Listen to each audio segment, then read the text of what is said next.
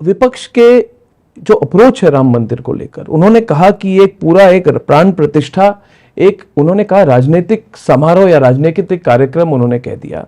अब भी कहते हैं राम मंदिर जाएंगे मगर तारीख नहीं बताएंगे, उसी वही अप्रोच उनका चल रहा है। तो जबकि ये एक हिंदू धर्म के लिए, और जो जितने हिंदू हैं, जितने सनातनी आप हैं, मैं हूं, हमारे लिए एक धार्मिक मुद्दा है, राजनीतिक मुद्दा नहीं है। मगर ये राजनीतिक मुद्दा अभी बन चुका है कि उनके अप्रोच के कारण। आपने कोशिश की है राम मंदिर के स्थापना में पूरे दक्षिण भारत, उत्तर भारत, सब जगह के लोगों को, उनकी संस्कृति को एकजुट करने की। तो आप इसको जब देख रहे हैं पॉलिटिकल इशू बन चुका है और बनाने की कोशिश हो रही, इसका क्या रिस्पॉन्स होगा इलेक्टोरेट से? मैंने पहले इन सारे जो जिस प्रकार की भाषा लोग बोल रहे हैं ना जी, इनको एक सवाल पूछना चाहता हूँ। हमारे देश में अंग्रेज राज तो करते ही थे, सरकार तो चलाते थे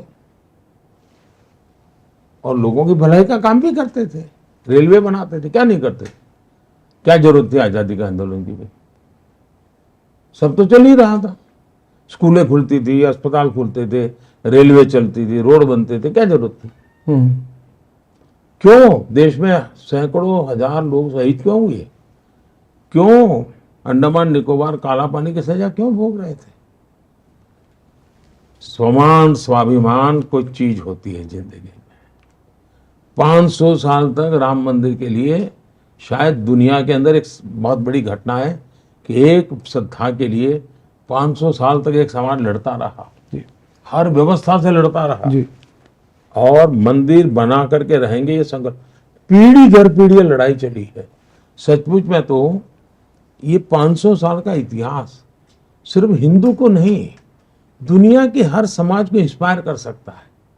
ये बलिदान का इतिहास है, ये त्याग का इतिहास है, ये तपस्या का इतिहास है। आप उसको भी अपने ही पूर्वजों ने किया है, कोई बार बार नहीं किया है, और गुलामी की जंजीरों के बीच किया है, स्वमान के लिए, स्वाभिमान के लिए।